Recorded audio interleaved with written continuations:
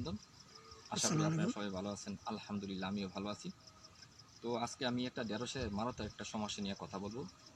সেটা আমরা ঢেঁড়সে অনেকে জানি যে পোকা ধরে বা রোগ হয়, কিন্তু আজকে আমি একটা অন্যরকম একটা ভিডিও নিয়ে আপনাদের সাথে হাজির হয়েছি।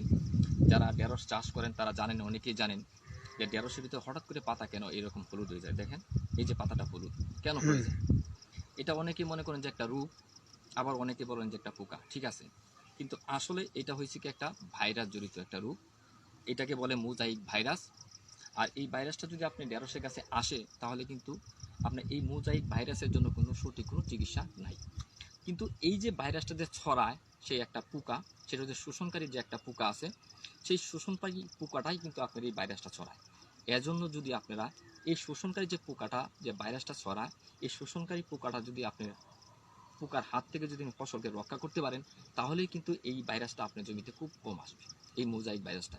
এর জন্য যাদের এইরকম ঢেঁড়স হয়ে গেছে, তাদের এইরকম ঢেঁড়সের পাতা হলুদ হওয়ার জন্য কোনো সঠিক কোনো চিকিৎসা নাই। তবে ভালো অবস্থায় যদি এই শোষণকারী পোকাটা হাত থেকে আপনি রক্ষা করতে পারেন, তাহলেই কিন্তু আপনি এই ভাইরাস, এই মোজাইক ভাইরাসের পোকার হাত থেকে রক্ষা করতে পারবেন, ভাইরাস থেকে রক্ষা করতে পারবেন। তার জন্য আপনারা করবেন কি, পেগাসাস।